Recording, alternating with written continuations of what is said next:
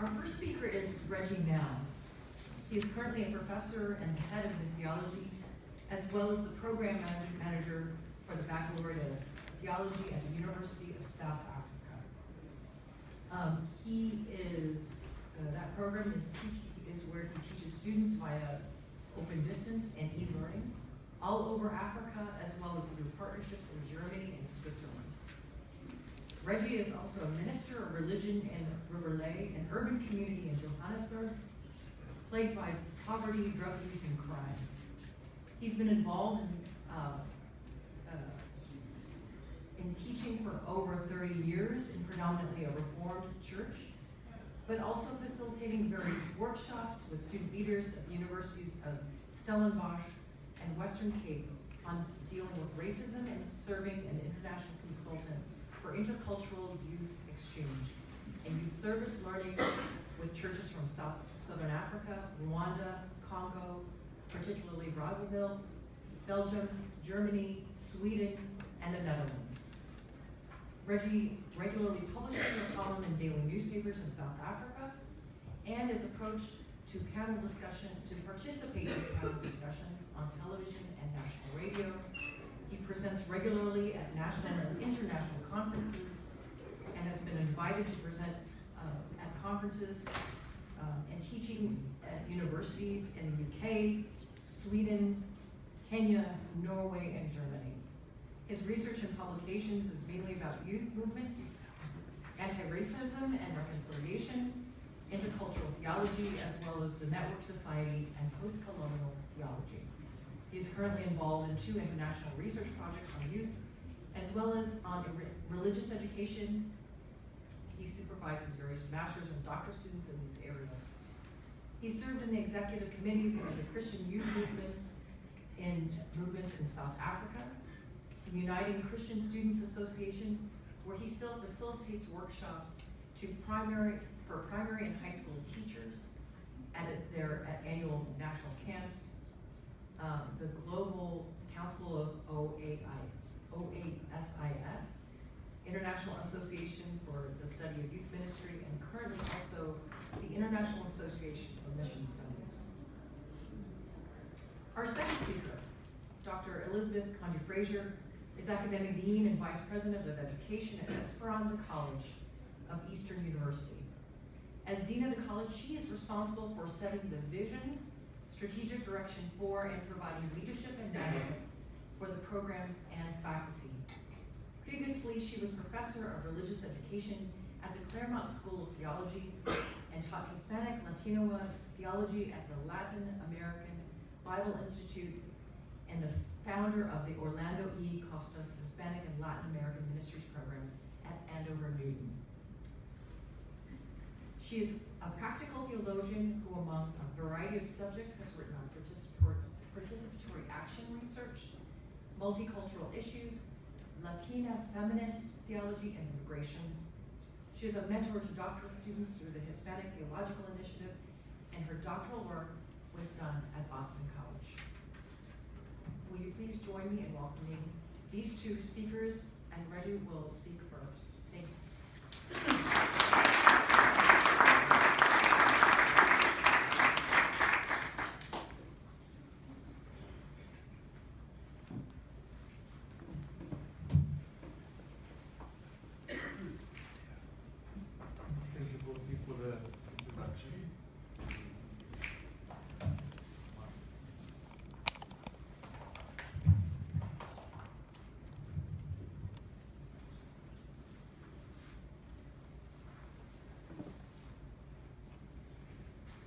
Colleagues, I hope you all can hear me at the back. I think, yes, thank you. Everything is sorted. Thank you again to the President of the REA, as well as to the Congress Chair, Professor Bert Rubin, for the very generous and wonderful invitation for us to be part of this panel.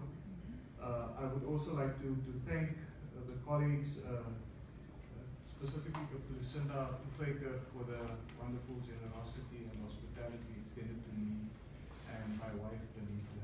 To be here, it's my first time, and perhaps, I think we've will come back again for the REA. Thank you very much. Now, colleagues, as we gather here, the higher education terrain in my country, the country where Benita and me is coming from, South Africa, is under severe pressure.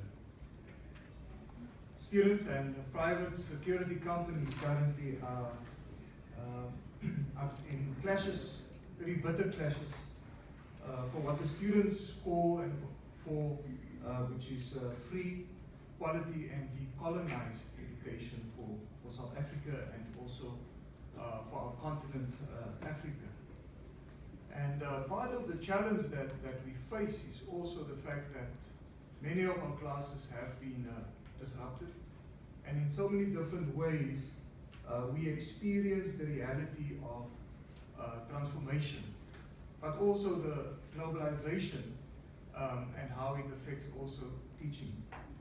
Some of my theological students are on the forefront of these bitter battles, and some of the Benita's classes have been disrupted.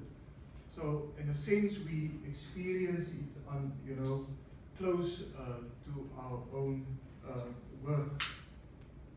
But what it reminds us is that teaching, education, and what we have been talking about here cannot be separated from the demands for social, political, economic, and ecological justice in our world today. The more difficult question is, however, how our education and our teaching relates and how it enhances transformation. How this relationship between our teaching and the quest for justice becomes a reality. It was the late former president of South Africa and the leader in the struggle for social justice, but also for a better world for all the children of the world, Nelson Mandela, who stated, and I'm sure many of you have heard this, education is the most powerful weapon which you can use to change the world. Now, of course, this is a very popular statement by President Nelson Mandela. But what we need to understand is that this idea was part of his thinking throughout his struggle and throughout the liberation struggle for social justice in South Africa. He refers to it in many speeches. In one of the speeches that I've picked up, found it is a speech where he addressed mostly business people and educators, media, as well as also activists. And so typical of his ethos and leadership style, he was able to bring all these different people together. He wanted in this particular speech to encourage them to form a network. In this particular case, a network, what is called a mindset network, which would draw on the power of network to be able to make and provide access to education, and specifically education that will change the world. For Mandela at the time, this change related to a particular history and to a particular challenge, structural challenge of what he called a highly dysfunctional educational system in South Africa.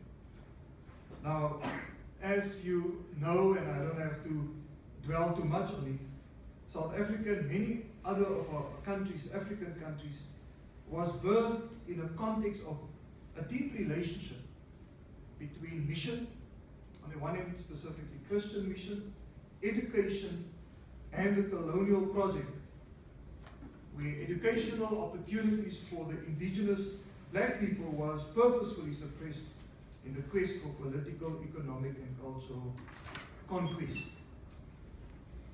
But interestingly and ironically, Nelson Mandela was himself a product of the mission schools.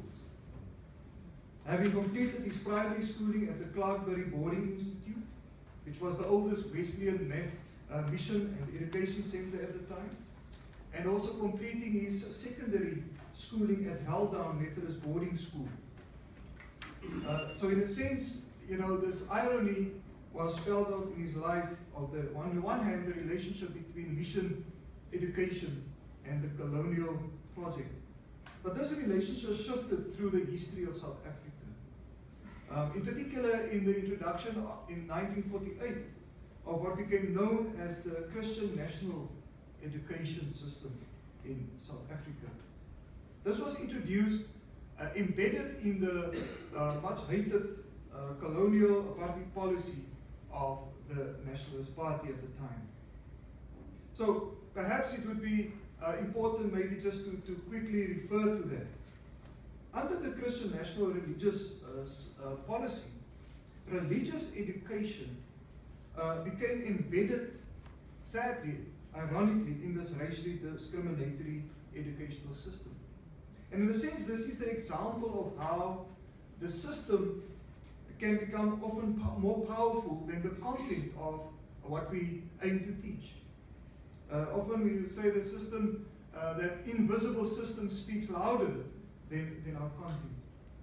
So apart from the examination subjects, our education and the education that we were exposed to included religious education, in particular Christian biblical education. It was taught with subjects like school guidance and physical education.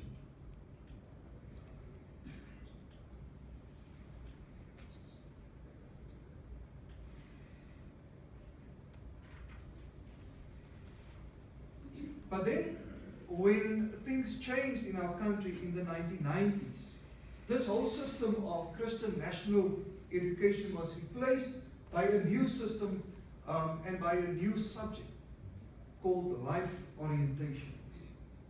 Life orientation was introduced by the new government into primary and high school curriculum in 1997 and was revised in 2002.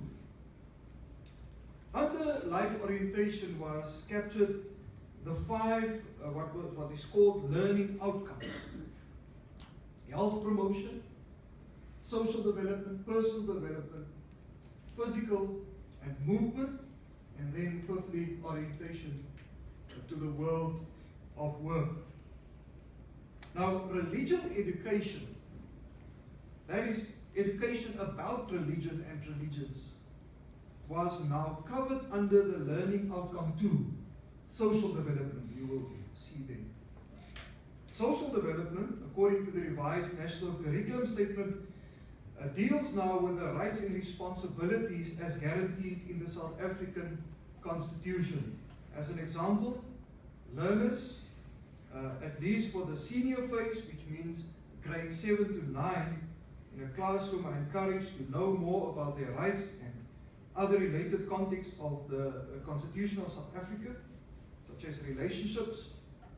They are taught knowledge about the diverse cultural expressions in South Africa, knowledge of diverse religions, also about unfair discrimination, socialization, democratic structures, and as I said, the different cultural practices.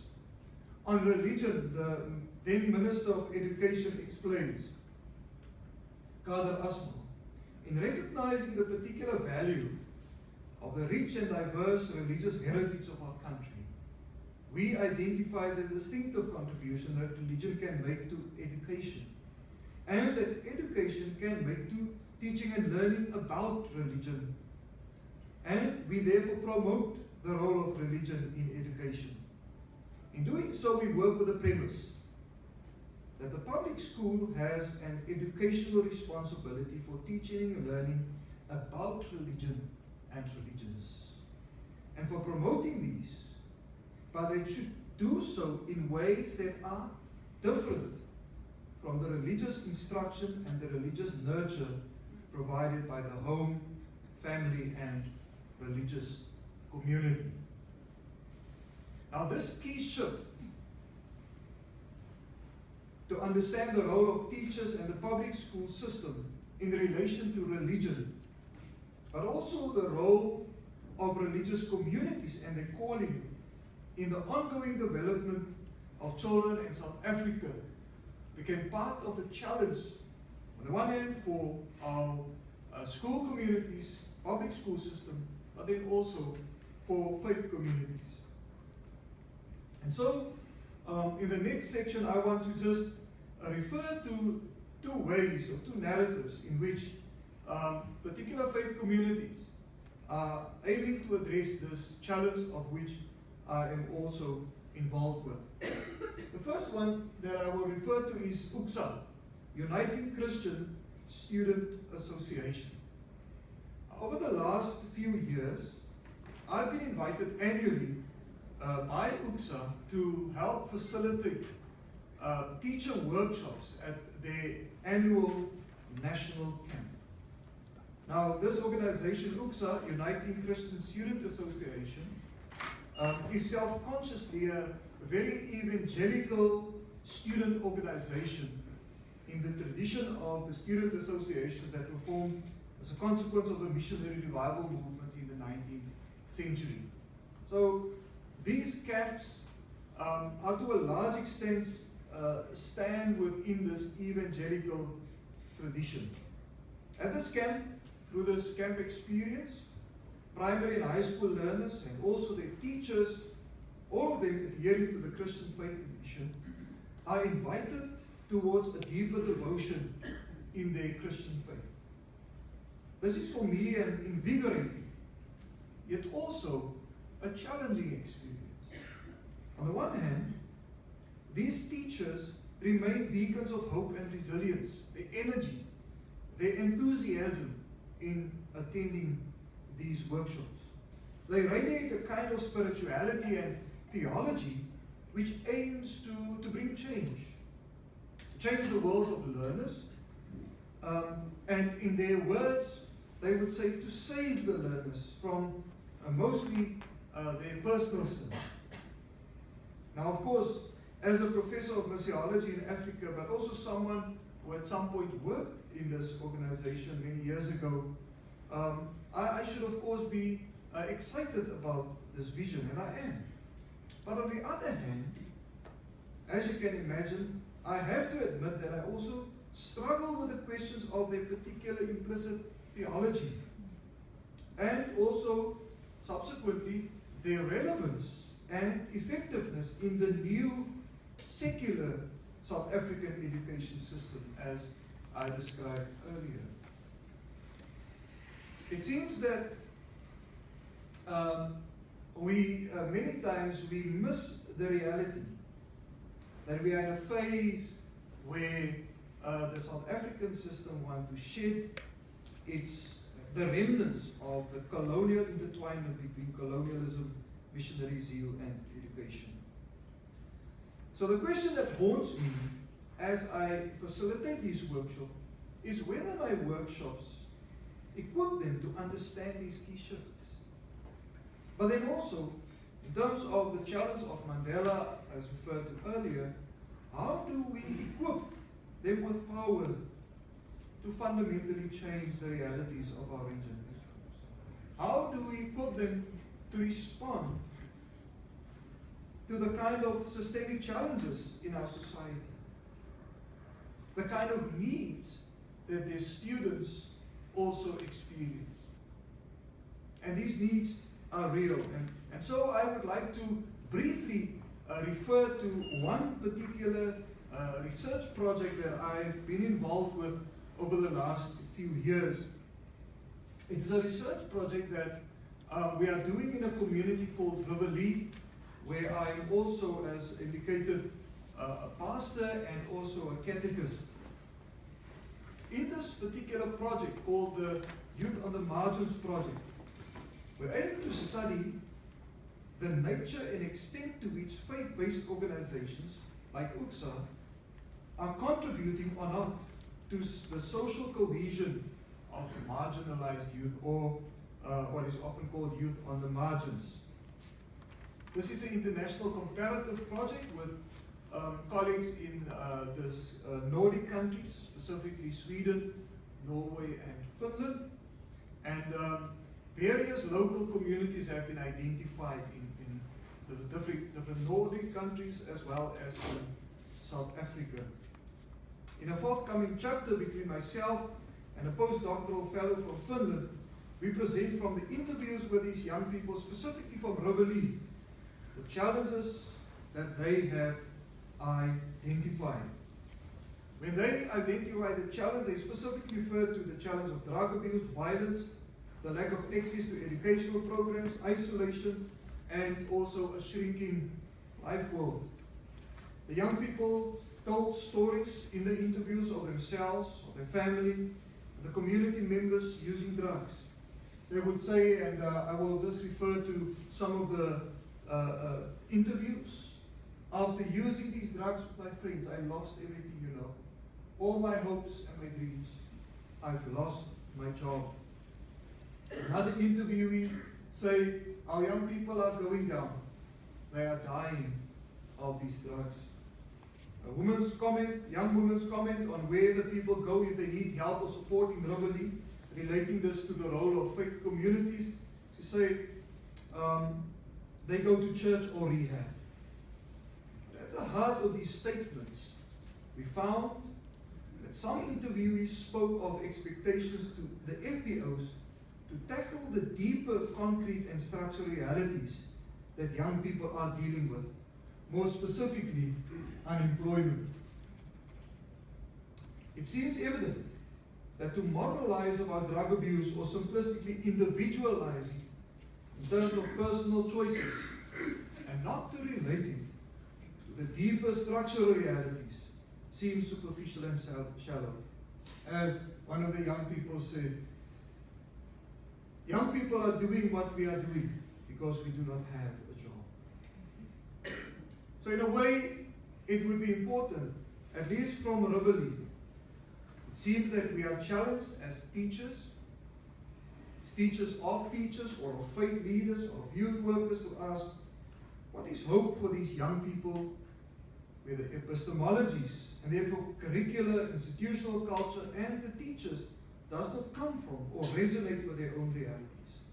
The realities, structural realities of jobless economic growth, or the realities of the commercialization, of the commodification of life, and then also of education. It seems this is a context where the ideals of life orientation centered around health, personal, social, physical development, and possible jobs seems elusive. Another educationalist in the South African context, Mampela Rampere, concludes, we have to acknowledge, and she made this particular statement earlier this year, we have to acknowledge that our education system today, both basic and tertiary levels, has failed to rise to the historical opportunities to become the foundation of talent development and ideas generation that was envisaged as one of the outcomes of a transformed system. She then continues with a piercing question. What nation can normalize the theft of hope from so many of its young? So, this is the piercing question that we need to be confronted with. So, during my workshop with the teachers, coming back to the UXA, I therefore keep on challenging them to probe deeper and to be self-reflective and re-evaluate their theological frames of reference. To get beyond the personal towards the systemic. And to re-evaluate beyond the knee-jerk short-term responses. I challenge them to go to the deep waters. Now, of course, these teachers are often a bit annoyed, sometimes frustrated with me. However, surprisingly, they remain mostly gracious and keep inviting me back.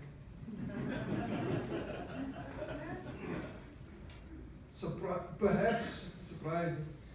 Perhaps they sense this need for a deeper engagement to discern the system's theft of hope, which, while they might not name it as such, seems to be symptoms of the pervasive reality of globalization.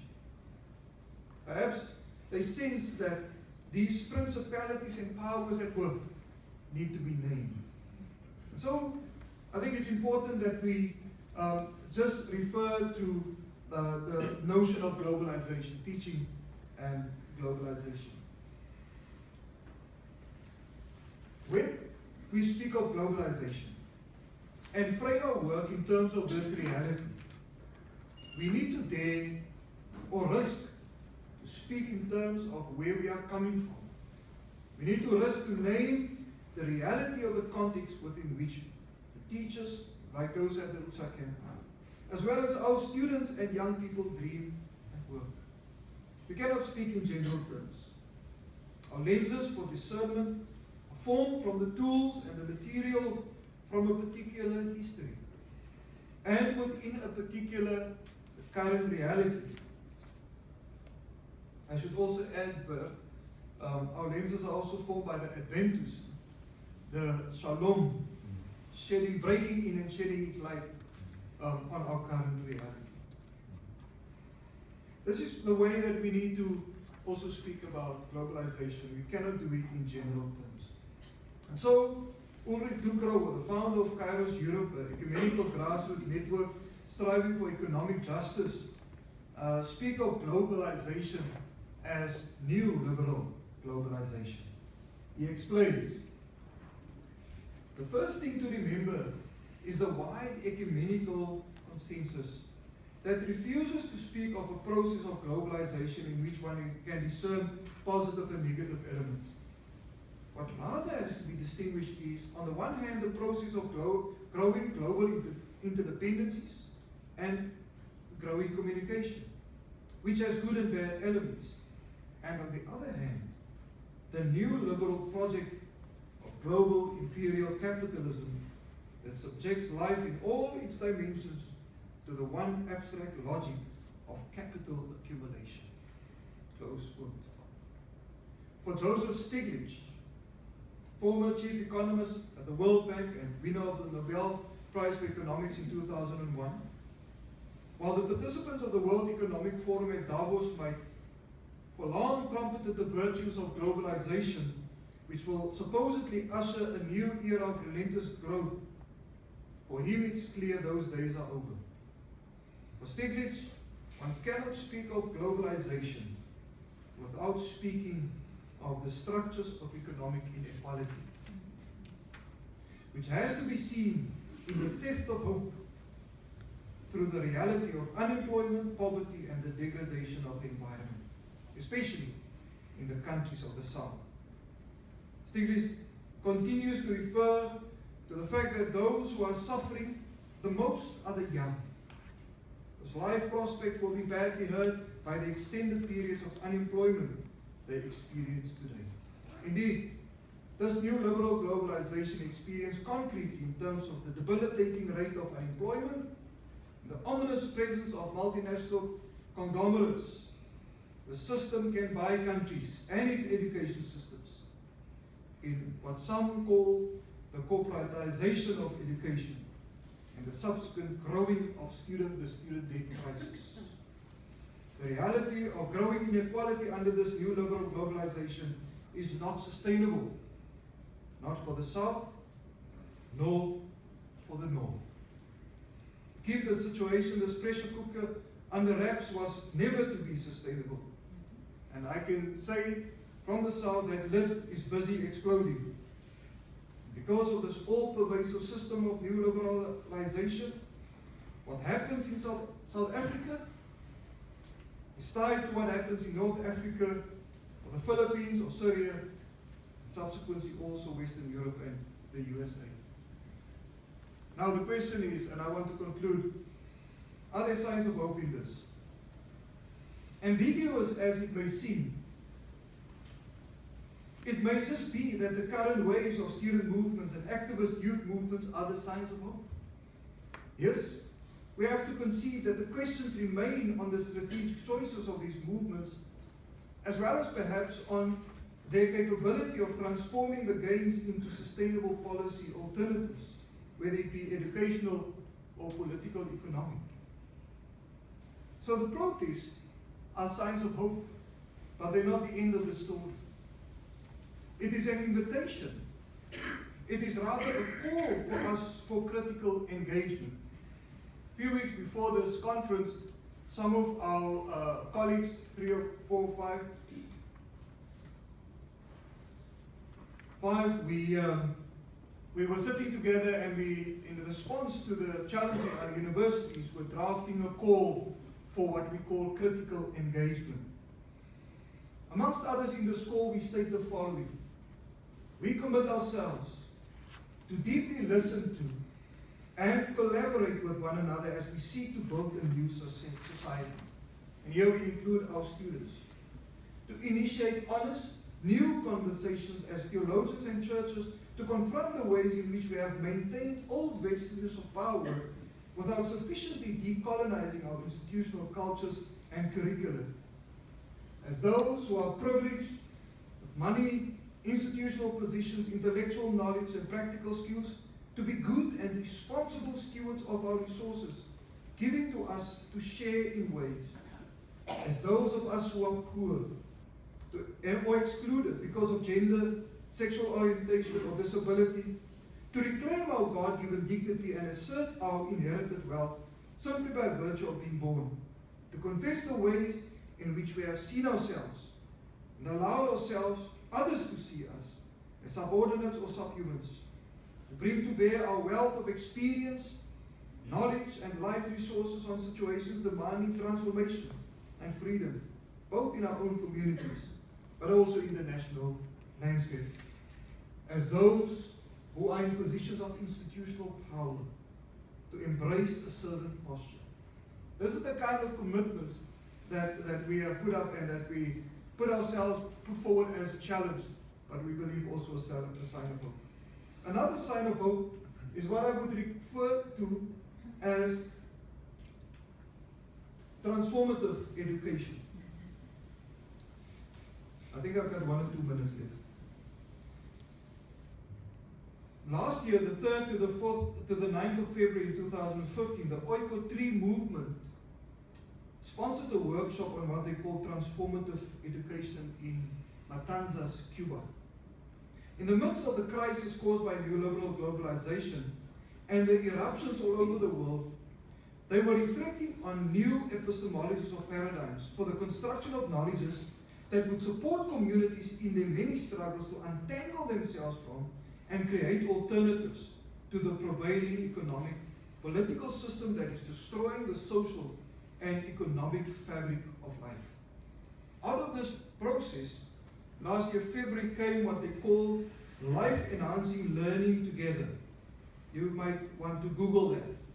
Life-enhancing learning together is an alternative learning experience, learning proposal for life in the presence of neoliberal globalization. Let me close. Perhaps being challenged by student movements, all the vulnerable voices and insights of our students, young people in the unknown or silenced communities, perhaps from the edges of power, are coming the signs of hope. In the subversion of power, perhaps the teachers opening themselves to a deeper engagement and a longer-term journey are part of these signs of hope. They raise key questions. Questions like, how would a transformative epistemology look versus an imperial epistemology? What is the possibilities of a good living epistemology? How can education nurture the embodiment of the values of the kingdom of God? How can it emerge from the margins as the most powerful weapon to change the world? Now, friends, as we go back tomorrow, may I add, we take with us, me and my wife, the challenge of a slow and patient sowing of seed. May we remain in solidarity, discerning the seeds of hope wherever God is at work. I thank you.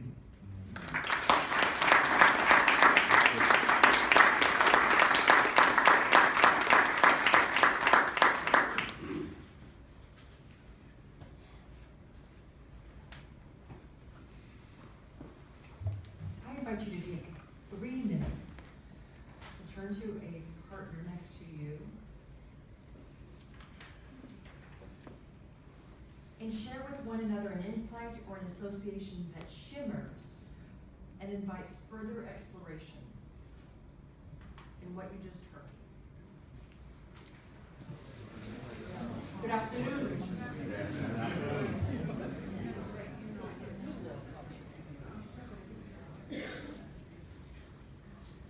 How one face such an august group of scholars, when the very work of religious education in context that I find myself many times would keep me from that which perhaps traditionally I should be doing as a good scholar of this group. And yet, thank you for the honor of allowing me to be here to share the work. Yesterday I was interviewed by one of the anchors of Israel, of all places, because they wanted to hear about our campaign in doing voter registration in the Latina community. Interesting how much what happens in the United States affects other parts of the world, and how they would dig deep into the nuances of what that vote means. And yet, how difficult for me to get 18-year-olds, 19-year-olds to register to vote because they were so apathetic. Because they believed in the heart of a place so deep in poverty for 4 generations that it would not make a hell of a difference if they did or they didn't. A 19-year-old who is caregiver to her heroin-addicted mother while maintaining the home that they own. Her desire is to love her community by starting her own business in that community. She knows she can be really good at it. An 18-year-old single mom who says, oh my God, I've discovered I have all this brain power, and I know that the other women in my family are smart too. So she brings her 45-year-old grandmother to study with her, who in turn then brings her 30-year-old daughter the next year. 3 generations of women who have had children by the time that they were 15 years old, finding that 1,000 worlds open up when you study, and the best of them is the world of your own self. A 29-year-old male who has been living in his van, all his friends hang out at the bar, and he says, I sit at the bar and study right in front of my friends, and while some of them made fun of me at first, now everybody respects me, and some say, you're our role model, man. If you make it, then we're gonna have to try. An Ecuadorian young man alternately documented, because we all have documents and no one is undocumented. He's working 2 jobs, but attending college on an international scholarship. This is my dream, he says. It's my whole congregation's dream. He started by studying English at our English Institute 3 nights a week. And this year, he will be graduating. And finally, we're going to call her Elvira, a returning citizen, returning from incarceration, who was inside for 5.5 years. She started running around the streets with men twice her age when she was 13. One day, she took her 3 kids to her mom's house and turned herself in. And now she desires to have another life, another choice, another way to touch the world. This is North Philadelphia, one of the poorest counties of the United States, one of the largest distributors of heroin in the U.S. It's an alternative economy, you see. It's also the largest community of returning citizens in Pennsylvania. A community where heavy metals are disposed of illegally, polluting air and land. These students want more than surviving. They wish to explode out of themselves. They seek knowing that they can, and as the fear of failure is triggered too often by traditional academic progress, and they will, however, do it. They must, and they do, because attitude is agency. Attitude is a settled way of thinking or feeling that is reflected in a person's behavior. It's a conviction that expresses itself, a reaction, an orientation, an approach, or even a stance. This stance is not only of the mind, but of the body. It's a posture, a pose, a tone of voice even, or a look. In the US, when you say that someone has attitude, we're saying that someone is displaying uncooperative behavior, a resentful or antagonistic manner. Now, before we begin to think that this is a problematic thing, we need to further look at what it means. Let's define and let's give it context and content. The content is one of poverty, and the content is where helping agencies define one as a problem, a category, or as a data for generating grants or the analysis and outcomes of programs. To be self-defining requires agency. Agency is the capacity to exert power, to operate in the world with command, to achieve an end, and I would say even to determine the end that is to be achieved. It's sovereignty over one's life. Agency is when we believe in ourselves and each other. One of my students put it this way: it's us here figuring out what we have, what we can do for each other. Therefore, in this context, attitude is agency, for one is refusing to collaborate in the defining of the self that is disempowering. This is education for the people that no one will invest in. And so they only get $11,000 per child to be educated, while in the suburbs you get $34,000. And so we test them and we wonder why they don't do better. Never much was expected of them. The bar was set so low it was a slap in the face. We're not the same, they told us. The never people, can't never learn, never think, never get A's, never been nothing, never will. Colombians, Puerto Ricans, Dominicans, Cubans, Mexicans, Vietnamese, Brazilians, African Americans, Italians, all of first up to fourth generation. And the mix of all of us together in this one place, the mestizaje, you get the point. It's enough to confuse the racial ethnic categories of most applications. They hope to move away from resilience, to change the social workers' categories of diagnosis to defining themselves in their own words. Powerful, smart, professional, having enough to share, to change my community, to make a difference. Esperanza, hope. I forgot to do this.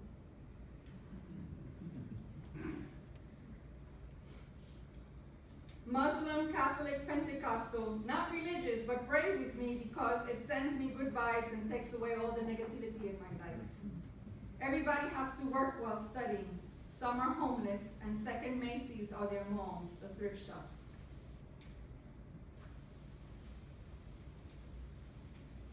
This is hard for me because what I'm saying to you is difficult to live every day.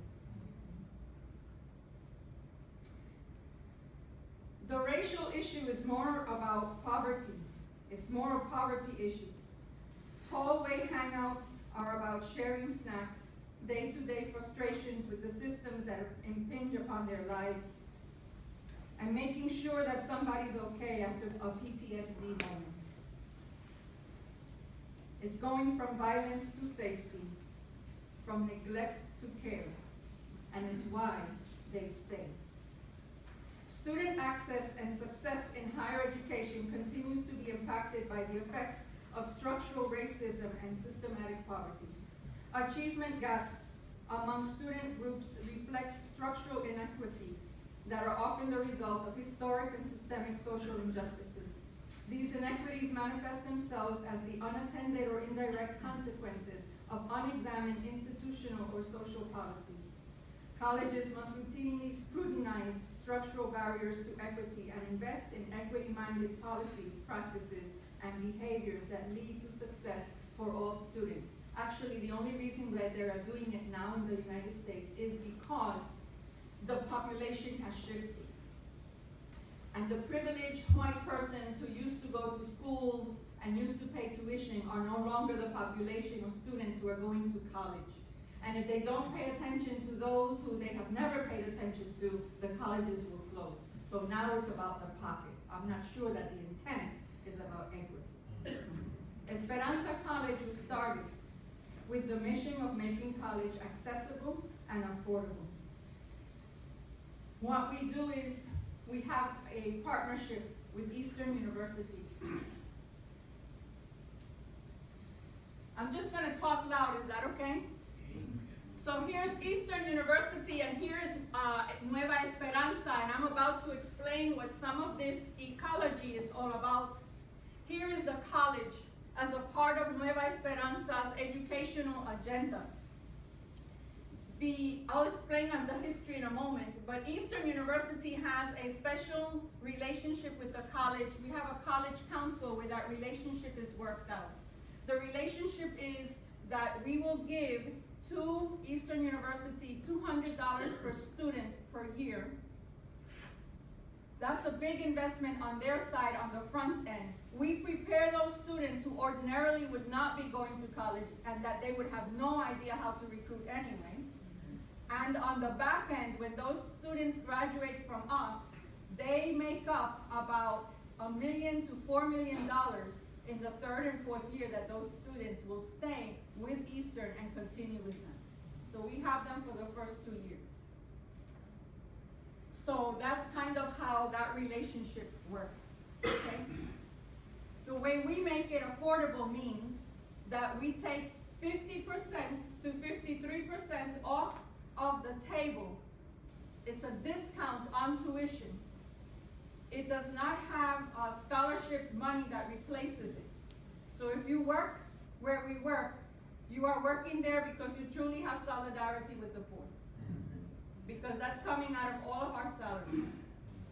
And we work many hours because we work day and we work night because we have night students. And we're not going to allow students not to have a registrar, a financial aid person, the staff that you usually see through the day. So we rotate into the night and they get to see all of us at night as well. And that's very important if you're going to have presence, because the presence, as you see, is going to be a big piece that we're doing. We also do mainly adjuncts, but the adjuncts are not the adjuncts that you have in other places, because the adjuncts are really our faculty. And we have a lot of faculty development that we do together. And part of the faculty development is that we meet by clusters, or really their departments. And there is where we talk about the student issues as they relate to curriculum, and we work those pieces together. And together we do the assessment pieces and so on and so forth. And we have a director for each one of the departments. The directors are the only full-time faculty that we have. So it's a very different kind of a design, but it's a design that works in a culture of poverty so that college can become accessible and affordable.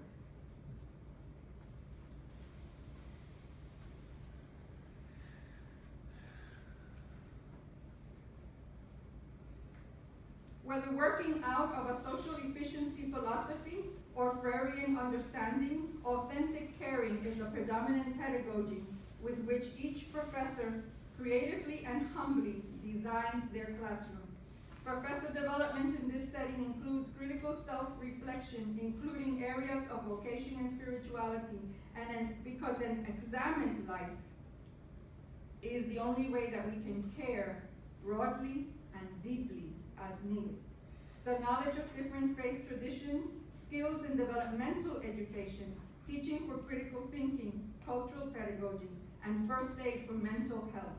You would be surprised how much the culture of violence of this country has affected this new generation of students, and that goes beyond just poverty. It's at all levels of class in the United States. Faculty play a central role as change agents within the institution. They capture and discuss the assets and needs of the students and bring that to the discussions about curriculum, which includes class schedules that are worker and single parent friendly with in-class tutoring. Advisement includes working with life issues in ways that do not create codependency. A religious educator in this setting understands the reasons for the culture of poverty and the effects of globalization on education. To speak of education in a globalizing context, we need to look at what has changed and why. So a bird's eye view, very quickly, I'm sure you're very familiar with these pieces. During the end of the 20th century, we began to see the shift from an industrial age to the information age. The information age begins with the coming of the personal computer in the mid-70s and spanning to the internet's reach to a mass of persons across the globe, creating an educational lifestyle where knowledge is accessible digitally almost anywhere that we go. However, many of my students do not have internet at home because they cannot afford it. They have it at the college. This digital industry has created a knowledge-based high-tech society and global economy which has redefined work and the type of workers needed in this age. The tasks of a massive workforce of the industrial era have now been automated, and workers find themselves needing new skills and competing for jobs with a global rather than a local workforce as jobs are outsourced. The jobs of the industrial era created a pathway to upward mobility in local communities who lived in and around the place of work. Assembly line workers, data processors, foremen, and supervisors, these jobs began to disappear, and a need for what has been called mind workers, engineers, teachers, attorneys, scientists, executives, etc., was on the rise, along with low wage, no benefits service jobs on the other end. This is what you have. And these jobs don't have upward mobility, they only have horizontal mobility. So I don't know who made your bed today at the hotel, but these are the low service workers. Those that have a college degree and are entering the job market are finding that companies require persons who are able to come into the workforce with a new set of skills for problem solving, collaboration, and experience in the application of knowledge. The new economy is less labor intensive and more information intensive. The question is, who has access to the information? The wage system also works differently as it no longer is tied to national economies. They don't know, no longer do you have the national flag waving, everybody's a pirate. So everybody waves their own pirate flag, everyone is branding. So these systems are tied to a global system where developing countries provide skilled workers at cheaper wages. The focus of education is now shifting from the need to teach basic instruction and the knowledge of different disciplines to teaching generic skills that equip persons in doing problem solving and communication in different digital media. Students must learn to learn and seek out the resources of knowledge necessary. The venue for education is also changing from public schools to multiple venues such as homes, church buildings, learning centers, anywhere that you can put a computer and have access to the web. The uniform system of educating is changing to a custom designed system in accordance to the students' needs and interests. Think about the implications of that. So a person has to be able to go back and forth between learning and work throughout the entire time that they are a worker. Education for the poor is unattended and inadequately funded. The traditional setting and training of teachers does not take into consideration the culture of deep and generational poverty taking place. So take, for example, something so simple as the notion of time. Time is based on the assumption of routine. When you do not have a regular job and you're working 2 and 3 jobs to make ends meet, or you're working odds and ends, then you do not have the privilege of a routine. Therefore, time management is different than what is expected. Safety is another issue, and with it, the assumption that one can live with a sense of okayness. Any day, any time, the unexpected can happen in a culture of violence, and trauma, instead of safety, has its own chemistry in the brain, and it affects perspective, learning, and trust. To become engaged in these issues, one must look at a more expanded vision of education reform that includes an understanding of how new technologies work for learning. Such matters cannot be done individually, but one must create collaborative projects or an ecology for exploring and opening up a variety of opportunities for learning with a focus on equity. Collins and Halverson point out that schools have been the means by which many immigrants and minorities gained access to the mainstream and are therefore institutions that foster equity more than any other institution. In higher education, equity refers to ensuring that each student receives what they need in order to be successful through the intentional design of the college experience. And this entails dismantling the barriers facing underserved students. That's why one of the big pieces that we're doing all the time is recreating our structure. If the responsibility for education continues to shift to parents and to the worker, rather than public schools in the U.S. could potentially become places where it is the poor who will predominantly be educated. The resources needed for the quality of these schools will have to be advocated for, as parents with more means will seek to educate their children by way of private schools, homeschooling, and other learning centers. And you see that now all the time because of the net. Religious education in a culture of urban poverty understands that education is a part of a larger economy of empowerment. So Esperanza, Inc., as you see here, began in 1986 as an ecumenical group of pastors prayed in the basement of a church while seeking wisdom for how to bring some change to the community. They responded to the issues of police brutality and civil rights and continued to work with economic development by helping to start new businesses and by creating parking areas for people to be able to come in and shop. And so you're going to see the business corridor is something that we do, and we have a big neighborhood project, and we work with captains of each of the blocks.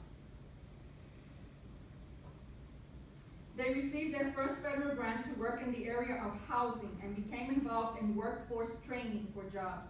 A music and art program that was about to close, AMLA, which is on this end of the ecology here, was taken on, and it thrives today as a program of young people and adults who go around the city sharing Latin jazz among different cultural groups. Now you have to understand that this is very important because music and art was taken out of the curriculum completely in this area. Education arose as a way to empower persons by making them more employable. Today there are 3 charter schools which have very high graduation rates and whose students go on to higher education. So there's another high school in the neighborhood about 3 blocks away from our charter high school, and that high school has a 67% dropout rate. Think about what that means, folks. Our high school, same students, we're not creaming of the crop or anything, has a 0.4% dropout rate. What's the difference? It's the same school, the same neighborhood, the same kids. What's the difference? North Philadelphia is known for its immigrant population, and so we offer immigrant legal services, citizenship classes, and the only program in the city with 5 levels of English as a second language.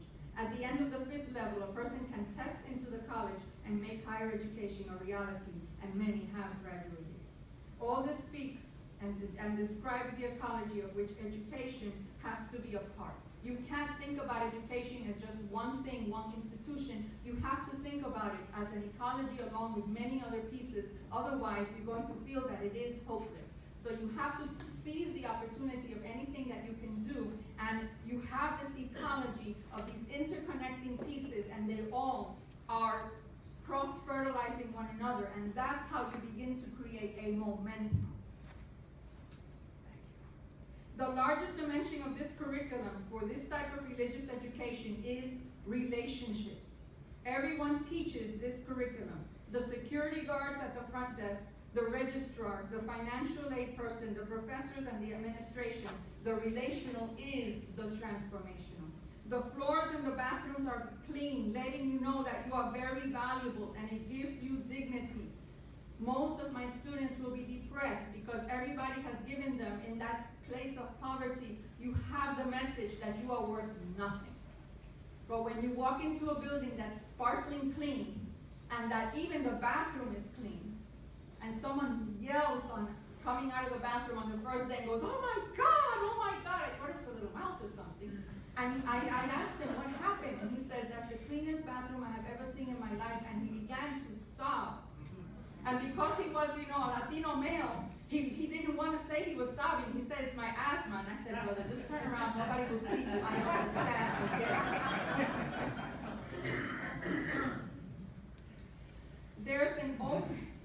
There's an open door policy, acompañamiento, presence. The conversations are for real. They include our tears, our angers, the truth, along with much self-critical reflection about this journey.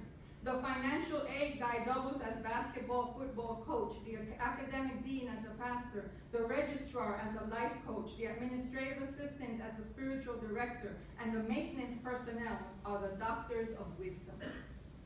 Graduation rate is in the 60%. Now that seems really low, but the community college is 9 to 12%. Persistence is 75%, but if we create the data for all those who return after they find domestic violence or find a place to live or settle things in life after a difficult pregnancy, we come up with a higher persistence rate. 83% will go on to finish a bachelor's degree, and they have learned that they can achieve academically and they thrive at the VA level. After 16 years of the school's existence, we began in 2000, we're beginning to see people graduate with their master's degree. While teachers are healers, administrators are the ones to create habits of solidarity, to facilitate work as a team of healers, living the change, the difference of justice in our daily relationships with one another. Students can tell when we are not what our values say that we are. One of the things that happens when you go through trauma is that you become people with these really sensitive and high antennas that can tell when anything is not happening right in that environment. They can feel the slightest tremor of disharmony in the structure. Justice and healing begin with the truth of our relational realities in the institution. This is education as a way of tending to the emerging soul, the sacred. Tending the soul is a word used in spiritual direction. The soul refers to the source of one's calling and character and is considered the seat of memory and wisdom. It's used to speak not only of a person but of a place. When the soul of an institution connects with the soul of its social vocation, then it is committed to employability that brings economic sustainability to families in poverty. This builds a momentum more than an impact, but it is most of all liberating. For the journey towards the attainment of these goals is one of breaking loose from the layers of histories of the different forms of death-dealing greed of the Middle Passage and enslavement, the colonizations, laws that create undocumentation so that we can keep a mass of rightless workers, a dehumanizing media, mass incarceration, and the asphyxiation of poverty, all different forms of violence. Poverty is already a place of border crossers, of the encounters among the many and the other poor, the newcomers, those of us stuck here and those of us who never left and will never leave because we believe in one another. We know our power of creation, and this belief and knowledge is part of our hope. In the zone of poverty, there is a rare privilege, the privilege of giving ourselves to others. There is a knowledge in this that causes one to listen, to wait for the right moment. At other times, it urges us forward, that advocates, that invents, that turns laws that don't work into conversations with legislators, pioneer projects, and subversive missions for creating opportunity. Let us not forget that education is highly political. The privilege of giving yourself is the knowledge of perseverance and transformation. If you cross into this border, then you too have access to this privilege. Creating hope as religious education looks like when Alexis Cruz, who graduated in 2012, creates a nonprofit called Coexist with a core program called In Power, which provides life coaching and developmental services that strive to awaken clients through mentoring and skill-building workshops. I took that off of his website. It is Elizabeth Rosario, a 2011 graduate who works with adolescent girls. She's a single mother who is a survivor of sexual abuse, and she has chosen to remain in the community because she says, I have made a commitment to healing.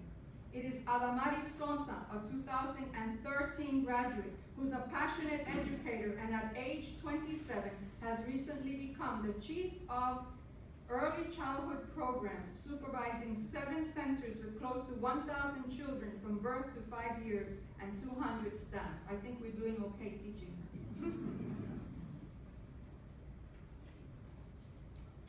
Hope is not something I can speak of in theologically obtuse words anymore. Although I will admit that I tried for several days to find and borrow words from others that might make me sound more scholarly from this podium. Hope comes from what Rita Hill Ostern has called our practices of practical solidarity. And our religious traditions, what role do they play in this hope? They are expressed as part of the conversation of what we call faith, reason, and justice. Is faith relevant? Faith is in the frontline places of services and advocacy, our ecologies, our lifeline traditions from which we garner the sacred words of wisdom so we don't lose ourselves. Powerful rituals of forgiveness, healing of trauma, and the values of and for accountability in our teaching. I'm almost done. Those were 5 Puerto Rican minutes for me, right? Instead, time was different, folks. They are our diversity of understandings and expressions of life, where, in the words of Patrick Reyes, we hold the wounds of the broken as a difficult and different work of healing, as a way of calling others to life. Hope is the power of an opportunity that opens new pathways. Hope is seeking to awaken life for others and the attainment of the power to awaken this life. Brazilian feminist theologian Yvonne Guevara speaks about this power in the following way. I have observed an experience of a power that is totally different. This power seems over and above known powers. It is simply the power to live. In spite of all contradictions involving this inconceivable power, it possesses in popular culture some element of a real savior. Religious education as hope in a globalizing world is religious education as vocation and as pasión. Pasión is an irrational but irresistible motive for a belief or action, something that is desired intensely, a strong desire that moves us to action, even risky action. The hope is the people themselves.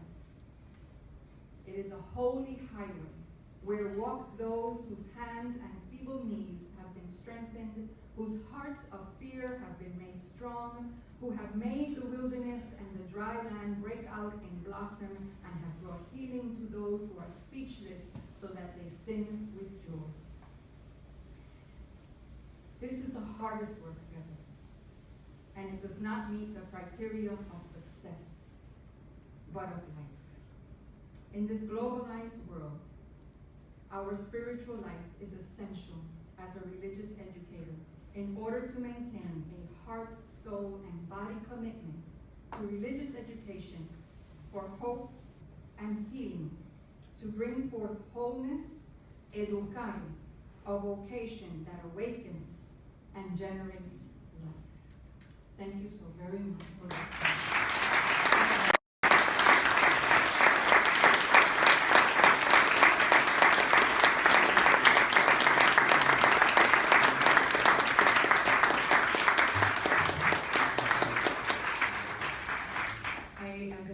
You to turn to your partner again for 2-3 minutes.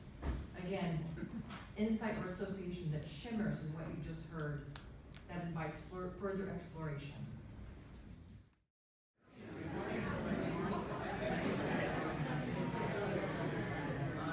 Thank you. We have just heard 2 extraordinary presentations that were given with passion. These folks are community leaders and activists and scholar colleagues. They have given so much to their communities and are sharing of their hearts so that we might be moved. So I encourage us to see if we can respond in kind, just to generate a different kind of conversation. So I encourage folks to speak from the heart.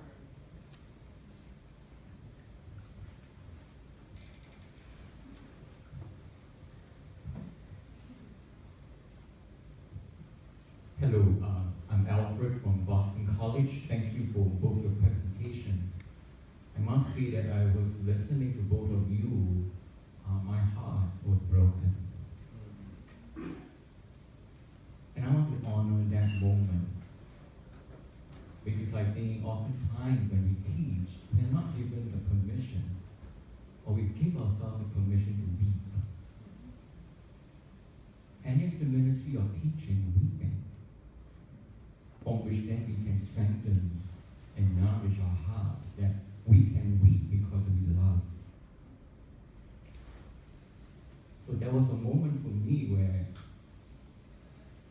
that very heaviness and just sitting in there, but at the same time knowing that not all is lost. My second point is I work on the writings of the LaSalle. I work on the writings of John Baptist de LaSalle, and the LaSalle has this idea of education for the salvation of young talking, I'm just thinking about this word salvation. What does salvation mean? In the light of all these weary, soul burdening moments, you know, and I would like to ask, what does salvation look like in your work with the people? You know, what glimpses and what wisdom can you offer, you know, on our theological reflection on salvation?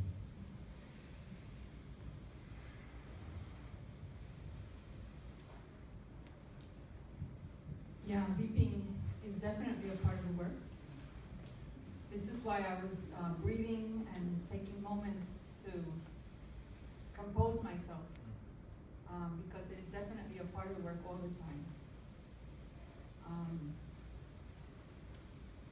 Salvation looks like, the reason why Nueva Esperanza is the ecology that it is because that was our question all the time.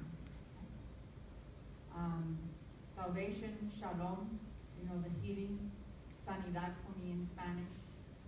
For me, the understanding and the calling of my vocation has always been that teachers are healers. But it's the healing of all the pieces together, right? Not just the personal. And so that's why you see the ecology of all those pieces, because we started working on one piece, and from one piece we went to the next, and to the next, and to the next, because you begin to see that one leads to the other one, and this is why you have that ecology. So the ecology that I was speaking about, that you saw there, you know, you have to have the thriving, it's the community organizing, it's the economic development, it's the education, it's the workforce pieces, it's the legal pieces, it's all of those pieces together. All of that, and then some, is the salvation piece, right? Yeah, it's like I said earlier, you know, it's when we discern where God is at work, it is always a risk, because it is never in a way static or to be replicated. You know, it's walking on holy ground in a sense, and therefore the hesitancy, because many times the realities are so overwhelming. You have that moment, and the next time it's gone. So I think that's why, you know, I like the fact that you said, you referred earlier to the, you know, the theological, the eschatological dimension of accepting that what we do is not building the kingdom, it's receiving, you know, in a way. And yes, I think that's you know, when people talk about social change, vast social change, systemic change, it doesn't come always from rationalizations and from rational, it often comes from a deep emotion, maybe outrage, or, you know, what you refer to, that emotion of being moved. And I think, you know, you said it. That's where often fundamental social change happens.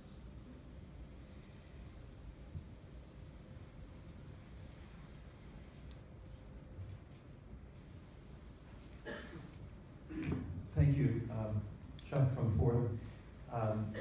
I just want to add a couple of brief stories. On my way to this conference, my car service gentleman was Spanish, and I think he tested me out and screened me by asking me if I was going to vote for Trump. And then that led to the ongoing conversation of a police officer had pulled him over, and he said, I'm about to reach in my pocket to get my wallet. I want you to know that. And I'm reaching into my pocket to get my wallet. He was stopped another time by a Spanish officer, and in the midst of the stop, he actually spoke Spanish. My driver spoke Spanish to a Spanish police officer. And the police officer totally berated him for speaking Spanish, saying, if I wanted you to speak, and just went on and on about this man speaking probably the primary language. We live in the most violent nation in the world, and I think that's kind of been mentioned, but also I think what's been the null curriculum of today's conversation is the defense budget, the military defense budget of the United States, where over 50% of our discretionary spending is going to killing people. And it's sucking the money and the funding and the services out of the homeless and the hungry and schools and education. And your stories of success reminded me, not only both of you speaking about PTSD, but your stories of hope reminded me of PTSG. And PTSG, which you showed by those young women, is post-traumatic stress growth. And the growth that can come out of the most horrific of conditions. And I'd recommend a book also called Following the Scream. I don't know whether you've heard of the book Following the Scream. It's based on the scream of a woman withdrawing from heroin. And the author would go to the house. And it's a book about alternatives to drug treatment programs, again, regarding that. So I appreciate very much what you shared with us, and that's just some thoughts that came to mind. Thank you.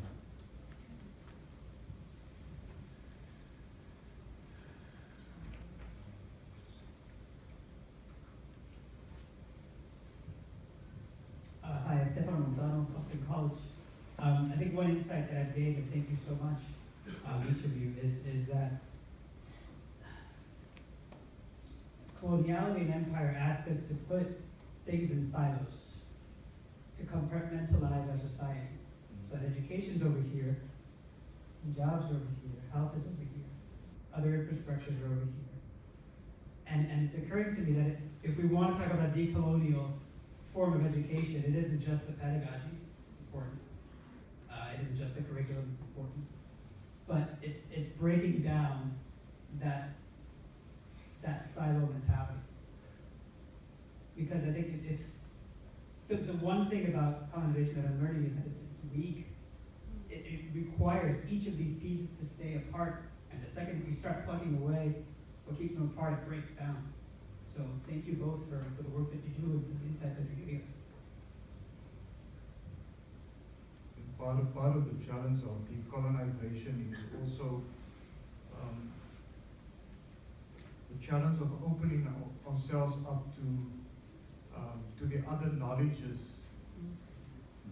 And the central, if I speak from an African, the central idea in African knowledge systems is the idea of the integration, holism, and integrity of the different aspects of life. I mean, religion was not seen as separate from life. And I can imagine, in terms of the American kind of context, Latin American context, and when we start to open ourselves up to receive that, then you're absolutely right that it goes beyond the silos which we've grown up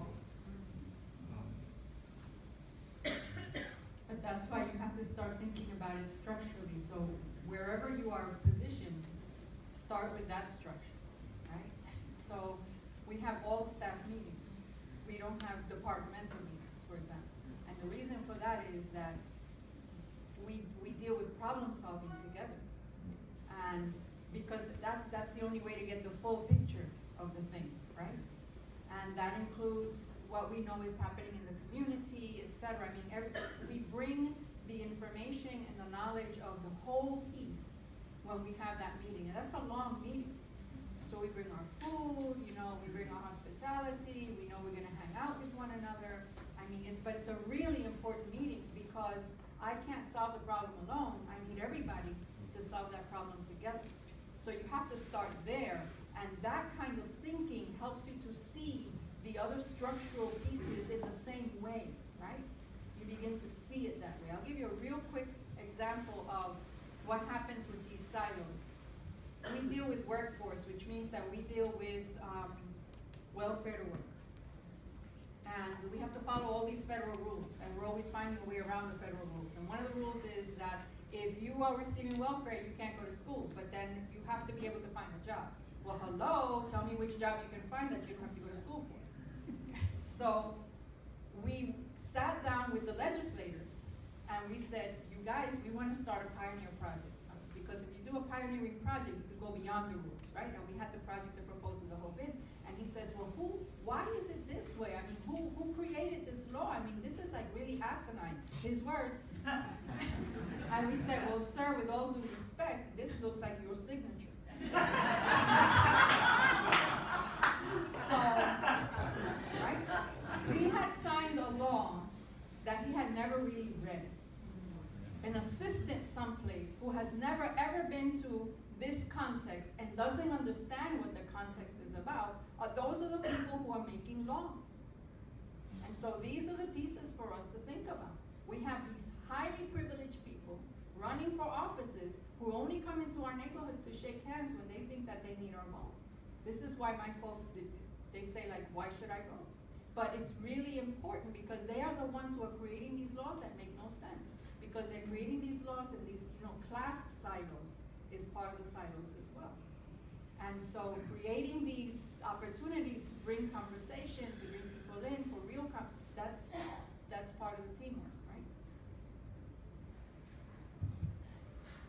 Kathy Winings, Unification Theological Seminary. I'm wearing my administrator's hat as well as my scholar and practitioner, and I keep thinking what you offer. I'm looking at implications. What are the implications for us in theological schools and institutions in terms of our students, our curricula, everything that we do? It really is redefining what ministry is. And I think one of the biggest challenges we face, and I face in my school as an administrator, is trying to get across to a board and other people that it's okay to maybe rethink what it means to be seminary and to do seminary.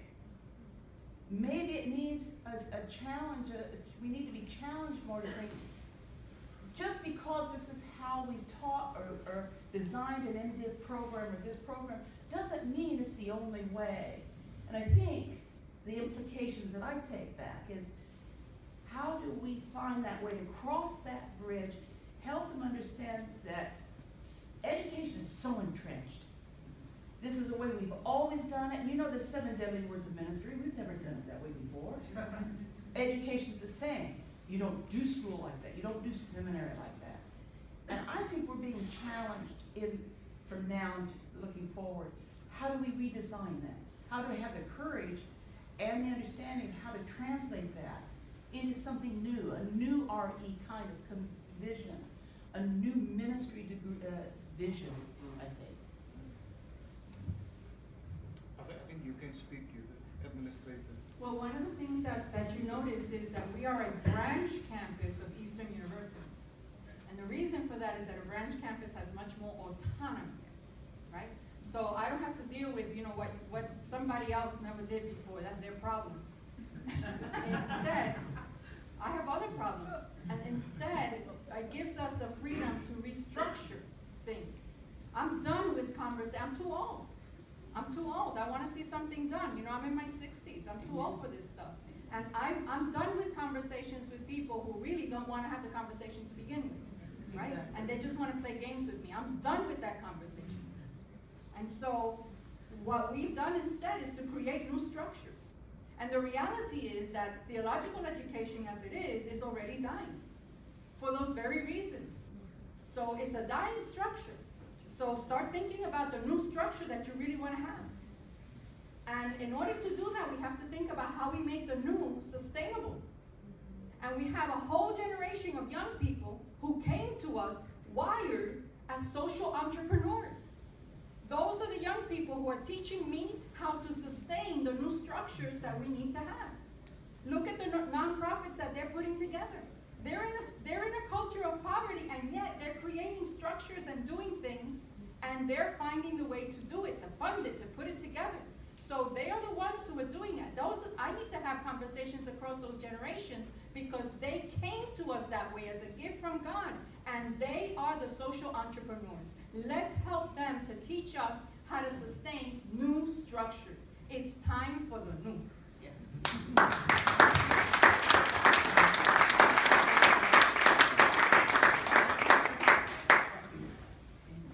We are indebted to you for inspiring us, for challenging us. Thank you so much. Will you join me in thanking our leaders?